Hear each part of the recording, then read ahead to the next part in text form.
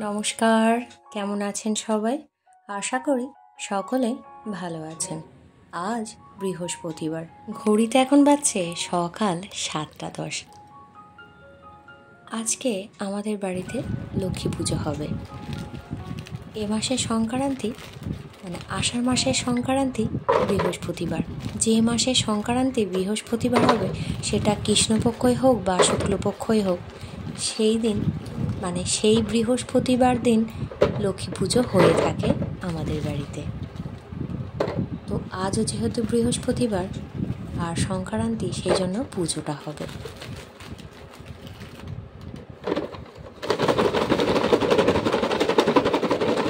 তো আজকে সকাল থেকে কাজের একটু চাপ রয়েছে। প্রতিদিনে যে সমস্ত কাজগুলো থাকে সেগুলো তো রয়েছে, সাথে আবার পুজো হবে, লক্ষ্মী পুজো। আর পুজো হওয়া মানে এক্সট্রা অনেক কিছু কাজকর্ম থাকে আমাদের। তো সকালবেলা চাটা খাওয়া হলো, তারপর বেটুকে হেলথ তৈরি করে দিচ্ছি।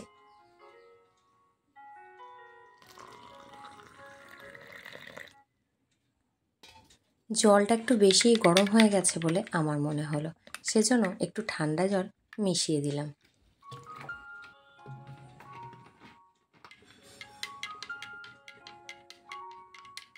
সকালবেলা চায়ের পর্ব মিটে গেছে, এখন সবজি কাটবো। আর আজকে যেহেতু নিরামিষ খাবার দাবার রান্না হবে, সেজন্য সমস্ত কিছু আয়োজনও তো নিরামিষই থাকবে, তাই না? এখানে দেখুন রয়েছে ছোলার ডালটা আমি গতকাল রাত্রেই ভিজোতে দিয়েছিলাম, আর মনে হলো পাত্রটা একটু ছোটই হয়ে গেছে। যা ভাবা তাই হয়েছে। সকালবেলা এখন দেখছি যে ওপরের দিকে যে ছোলার ডালটা রয়েছে সেটা একটু কম ভিজেছে। তো এখন যেহেতু খুব বেশি বাজেনি, সেজন্য একটা বড় পাত্রের মধ্যে ঢেলে দিয়ে একটু জল মিশিয়ে দিচ্ছি। রান্না হতে হতে এই ছোলার ডালটা আশা করি ভিজে যাবে। এখন এভাবে একটু ভিজতে দিলাম, আবার একটু জল দিয়ে। আর বেশি এদিক ওদিক টাইম অতিবাহিত করলে হবে না, যাই গিয়ে সবজিগুলো কেটে নিই। সবজি টবজি কাটা কমপ্লিট হয়ে গেল, শাশুড়ি মা রান্নাবান্নাও শুরু করে দিয়েছেন। আমি এখন মোছামুছি করতে শুরু করে দিয়েছি। ঘরটর সমস্ত কিছুই মোছামুছি হয়ে গেছে। এখন সিঁড়িটা পরিষ্কার করে ঝাড় দিয়ে দিলাম, তারপরে মুছে নিচ্ছি। আর সিঁড়ি সবসময় পরিষ্কার আমি রেখে দিই, তার কারণ সিঁড়ি দিয়েই কিন্তু মা লক্ষ্মী ঘরে আসে। যে কোনো অনেকের বাড়িতে আমি দেখেছি, বাইরে থেকে কোথাও থেকে এলো, সিঁড়ির মধ্যে জুতো চটি খুলে রেখে দিল। এগুলোতে নাকি নেগেটিভ এনার্জি ছড়ায়। আমি কয়েকজনের কাছ থেকে শুনেছিলাম যে সিঁড়ি নাকি সারাক্ষণ পরিষ্কার করে রাখা উচিত।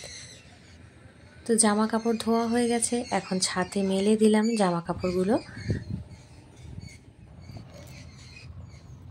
তারপর কিছু ফুল তুলে নেব।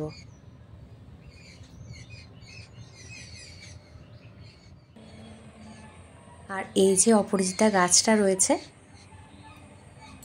অনেক সংখ্যক ফুল ফুটেছে। আর গাছের মধ্যে ফুল ফুটে থাকলে আমরা তো সবাই ভালোবাসি সেটা দেখতে, তাই না? আর আমার এই ছোট্ট ছাদ বাগানে এই অপরাজিতা ফুল গাছটার বয়স কিন্তু বছর 3 হলো। আর এই গাছটাতে এক গাছ ফুল ফুটে রয়েছে, এর মধ্যে থেকে বেশ কিছু ফুল আমি তুলে নেব। আরও অনেক কিছুই ফুল ফুটেছে। আর এই কবে থেকে যে বৃষ্টি পড়তে শুরু করেছে, আর এত বর্ষার দরুন আমার মনে হচ্ছে যেন সমস্ত গাছগুলোতে না ফুল ফোটা একটু বোধহয় কমে গেছে। আর এই অপরাজিতা গাছটাতে সপ্তাহখানেক হলো বেশ কিছু করে ফুল ফুটছে। আর তা না হলে খুব বেশি ফুল ফোটে না, 8টা-10টা করে ফোটে। আজ দেখছি অনেক সংখ্যায় ফুল ফুটেছে।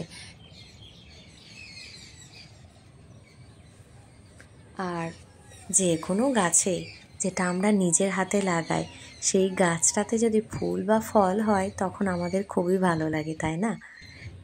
সাথে এই ফুলগুলোও তুলে নিচ্ছে। আর দুটো একটা করে গাছেতেও রেখে দিতে হবে। ফুল তো গাছেতেই বেশি সুন্দর লাগে আমার মনে হয়। সকাল থেকেই আজকে আকাশ মুখ ভার করে রয়েছে, না জানি কখন আবার বৃষ্টি আসে। যদিও এটা নতুন কিছু না, মাস দেড়েক ধরে চলছে এই একই রকমভাবে। জামা কাপড় মেলে দিলাম, সাথে ফুলগুলোও তুলে নিয়ে যাচ্ছি।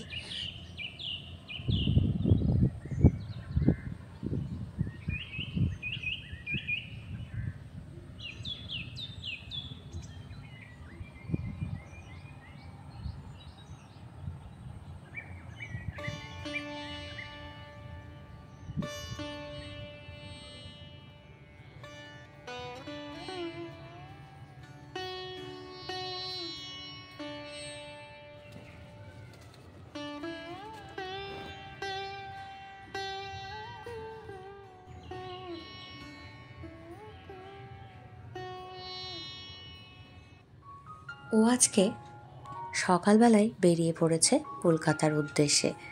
আজকে ওখানে একটা ট্রেনিং হবে, সেজন্য বেটুকে আজকে স্কুল বাসে দিয়ে আসবো আমি, সেজন্য একটু তাড়াহুড়ো করছি।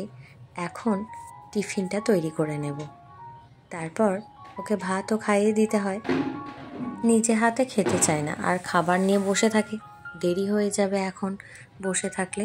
আর এখানে দিদিভাই যেহেতু আজকে লক্ষ্মী পুজো হবে সেজন্য ফলগুলো কেটে এভাবে রেখে দিচ্ছে, আর শাশুড়ি মা এসে পুজোর জোগাড়টা করে নেবেন। ছোলার ডালটা ভালোই ভিজে গেছে, এখন আমি এটাকে বেটে নেব। ছোলার ডালটা 2 মাস আগের কেনা, এখন তো রোদ্দুরও হচ্ছে না যে রোদ্দুরে দিয়ে রেখে দেব, আর বর্ষাকাল পোকা হয়ে নষ্ট হয়ে যাবে, সেজন্য ভাবছি আজকে ধোকার ডালনা করার। এখন দেখছি একবারে হবে না, 2বার 3বার সময় লাগবে।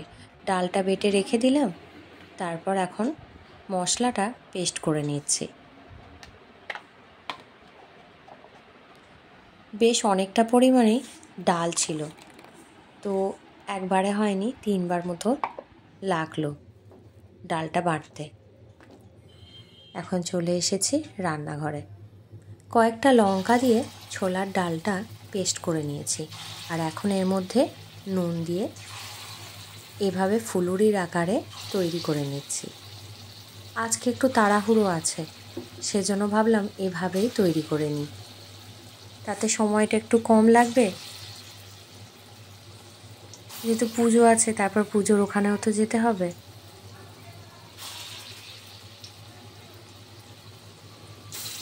আমি মাঝে মধ্যে তাড়াহুড়ো থাকলে এভাবে তৈরি করে নিই। আর এর মধ্যে অনেকে আদা দিয়ে থাকেন, আমি কিন্তু এই ছোলার ডালটার মধ্যে না বাটার সময় আদা দিই না, কেননা ভাজার সময় অনেকে আদার গন্ধটা পছন্দ করে না, আর আদার গন্ধটা না দূরও হয় না, আদার স্মেলটা রয়েই যায়। সেজন্য আমি বাটার সময় লঙ্কা দিয়েই বাটি, আদাটা আর দিই না। এইভাবে ছোলার ডালের বড়াটা তৈরি করে নিচ্ছি।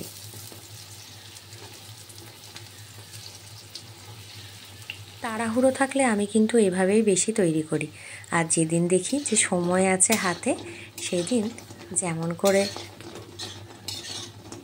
ধোকার ডালনা তৈরি করে বরফি আকারে কেটে কেটে আমি কিন্তু তখন সেভাবেই তৈরি করে থাকি।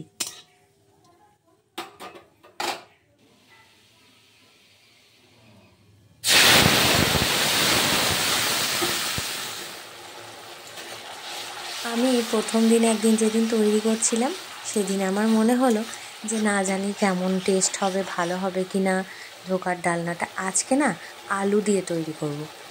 প্রথমে একটু হিং দিয়েছিলাম, আবার একটু হিং দিয়ে দিলাম। আজকে আলু দিয়ে ধোকার ডালনা করব।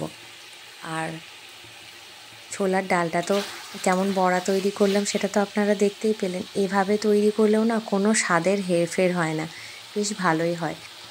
উপরন্তু সময়টা একটু বেঁচে যায়। হ্যাঁ, বরফি আকারে তৈরি করলে ধোকার ডালনা সেটা দেখতে সুন্দর অবশ্যই লাগে, সেটা নিয়ে তো কোনো কথা হবে না। এখন এই ভেজে রাখা ছোলার ডালের বড়াগুলো এর মধ্যে দিয়ে দিলাম। আর এই বড়াগুলো এত নরম হয়, আমরা যদি সুন্দর করে রান্না করে পরিবেশন করি সেটা তো দেখতে সুন্দর লাগবে। আর অতিথি বা বাড়ির লোক যেই হন না কেন, যদি সুন্দর করে খাবার পরিবেশন করা হয় সেটা তো খুবই ভালো হয়, তাই না? তাতে ভালোবাসাও থাকে আর যত্নও থাকে। তবে এই রান্নাটা কিন্তু ভালোবাসা আর যত্ন দিয়েই তৈরি করছি, শুধু একটু শর্টকাট নিয়েছি। নারায়ণ শ্রী লক্ষ্মী দেব লক্ষ্মী দেবী আগচ্ছি আগচ্ছি আতিষ্ঠি আতিষ্ঠ শ্রীদয় শ্রী অত্রাদষ্টং কুরু মম পূজা গৃহাণ এদশচন্দ্রং ঋষিপত্রং নমস্তে বহুরূপায় ওম নমো নারায়ণ ওম নমো নারায়ণ শ্রী লক্ষ্মী দেব নমঃ ওম নমো নারায়ণ শ্রী লক্ষ্মী দেব নমঃ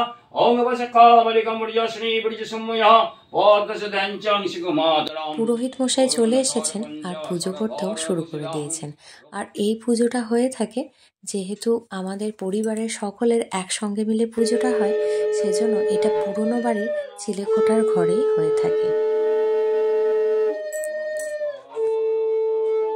ওখানে একদা এক সময় আমার ঠাকুমা শাশুড়ি নাকি পুজোটা শুরু করেছিলেন, সেজন্য সেই তখন থেকেই এখানেই পুজোটা হয়ে থাকে। আর এই পুজোটার মধ্যেও কিছু নিয়ম নীতি আছে, যেমন ধান দিয়ে ঠাকুর সাজানো হয়, এখানে হচ্ছে আতপ চাল দিয়ে। আর এই নৈবেদ্যর মধ্যে কোনো রকম চালের ব্যবহার হয় না, মুগ ডাল আর ফল দিয়েই পুজোর আয়োজন করা হয়। আর লক্ষ্মী পুজোর সময় যে খড়ি মাটি বা আতপ চাল বেটে আলপনা দেওয়ার রীতি আছে, সেটা কিন্তু এখানে নেই। এখানে গঙ্গা মাটি দিয়ে আলপনা দেওয়া হয়। পুজো হয়ে যাওয়ার পর সবাইকে প্রসাদ বিতরণ হয়ে গেছে আর বাড়ির সকলে প্রসাদ খেয়ে নিচ্ছে।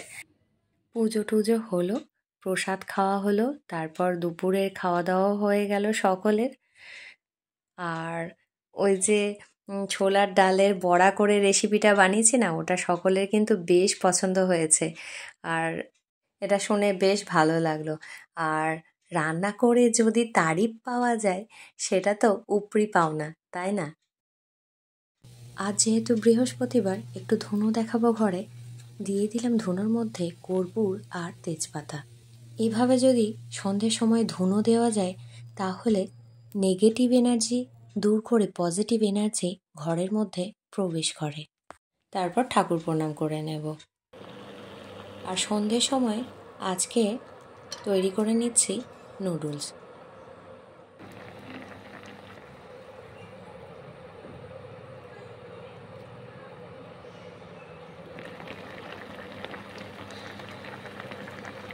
তারপর একেবারে চলে এসেছি রাত্রিবেলার আজকে মেনুতে রয়েছে আলু মাখা, যেটা তেল লঙ্কা করে মাখা হয়েছে, আর সাথে রয়েছে ডাল ভাতে। এটা সেদ্ধ করে কাঁচা সর্ষের তেল আর কাঁচা লঙ্কা দিয়ে মাখা রয়েছে। আর সাথে একটু ঘি নিয়ে নিয়েছি, আর নিয়েছি সকালের দিকে যে ছোলার ডালের বড়াগুলো ভেজেছিলাম, ওটা কয়েকটা রেখে দিয়েছিলাম। এটাই হচ্ছে আজকে রাত্রের আমাদের হালকা ফুলকা মেনু। আজকে রাত্রে সকলের খাওয়া দাওয়া কমপ্লিট হয়ে গেল। আর যে মেনুটা আমি আপনাদের সঙ্গে শেয়ার করলাম, সেটা কিন্তু আমার খুব পছন্দের, যদিও এই মেনুটা আবার আমার পরিবারের সকলের পছন্দের না। রুটি হয়েছে, আর যেহেতু আজ নিরামিষ রান্না বান্না হয়েছে, এখানে সয়াবিন আলুর তরকারিও হয়েছে।